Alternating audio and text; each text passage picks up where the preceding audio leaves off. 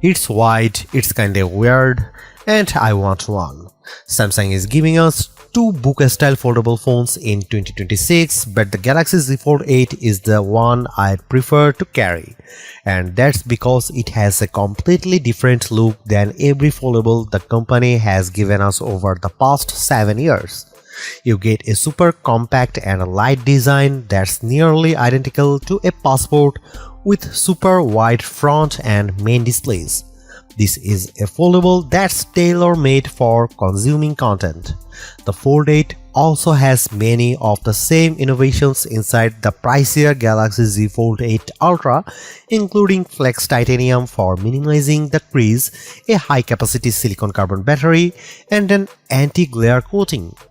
You have to make some trade-offs for the $1899 price, including no telephoto zoom and the lack of a flex mode, but I can see a lot of people gravitating towards the Galaxy Z Fold 8.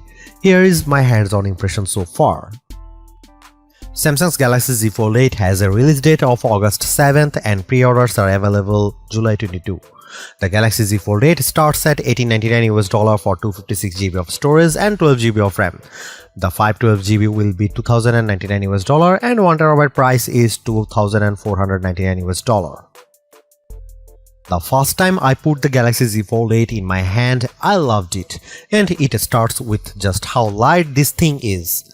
Weighing just 201 grams, this is the lightest bouquet-style foldable phone ever, and the Z Fold 7 was already pretty freaking light at 215 grams, the same weight as the new Fold 8 Ultra. The thing I noticed was just how wide the front display is. It feels much less cramped on the Z Fold 8 Ultra. When you do open to the main 7.6-inch screen, you will appreciate that the black bars are minimized above and below the display. Another plus is that Samsung precisely engineered the side frame to make this foldable easier to open than the Fold 7 thanks to the new grooves that have been machined into the edges.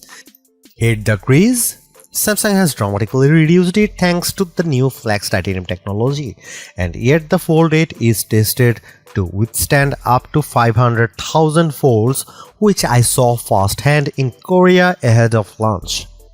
The IP48 rating on the Fold 8 means you get water resistance but no dust resistance, which is a shame because this is a phone I'd like to use for a beach reading. The 10-megapixel camera punch-out on the main display continues to be a bit of an eyesore, so those hoping for the return of an under-display camera will be disappointed. And don't expect S Pen support either, which would have been nice on such a wide canvas.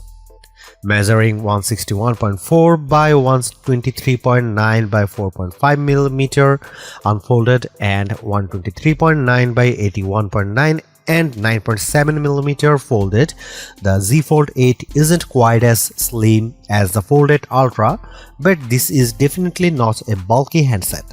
To me, the standout Fold 8 color is lavender, but you can also pick from graphite and cream, and there is a pistachio option online only.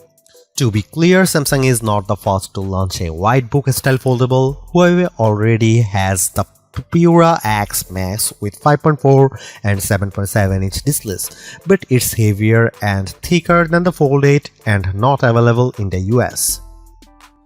The front display on the Galaxy Z Fold 8 measures 5.5 inches, which seems small, but its wide 10:16 aspect ratio makes it easy on the eyes, whether you are scrolling TikTok or typing with two hands.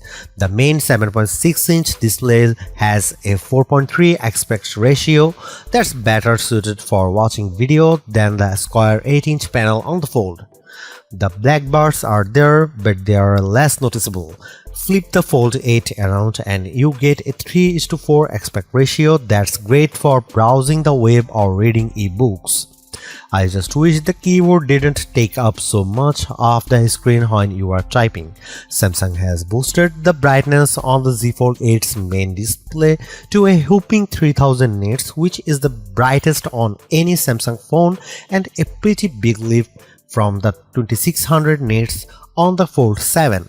During my hands-on time, I actually had to turn the brightness down a bit to capture the screen best for video.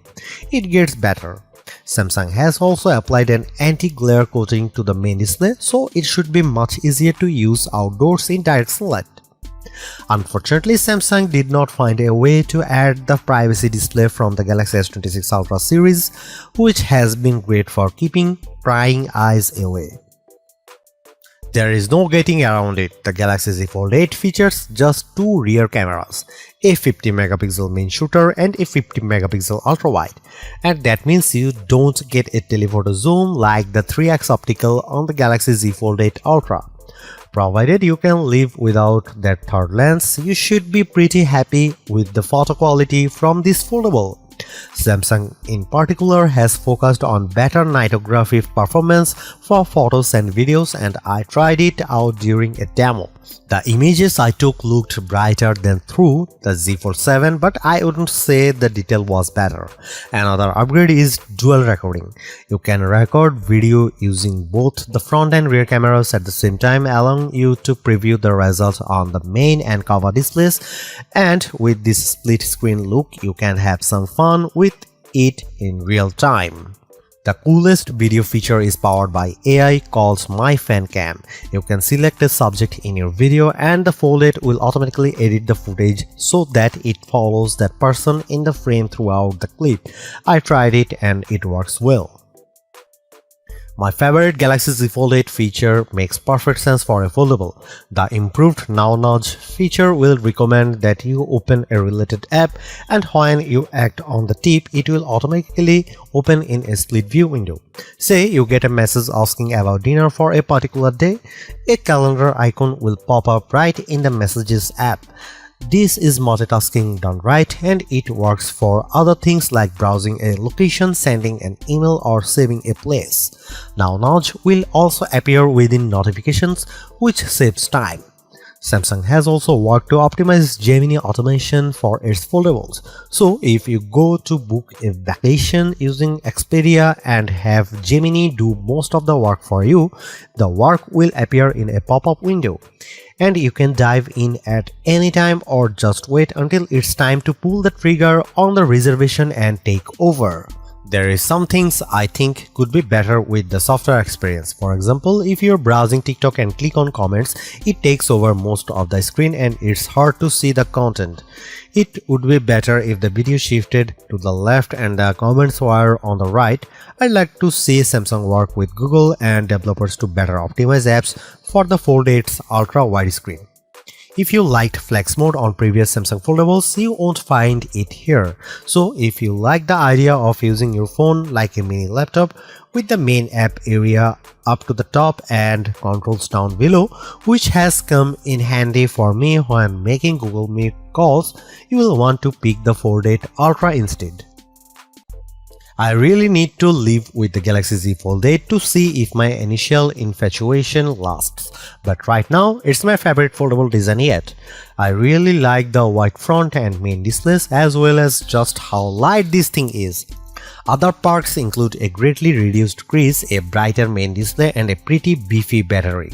And while I am getting kind of sick of AI features, I can see myself using things like Now Nudge and My Fan Cam. I wish I didn't have to sacrifice a telephoto zoom, but overall I feel like Samsung made the right trade-offs to deliver a big screen foldable in a very pocket-friendly design.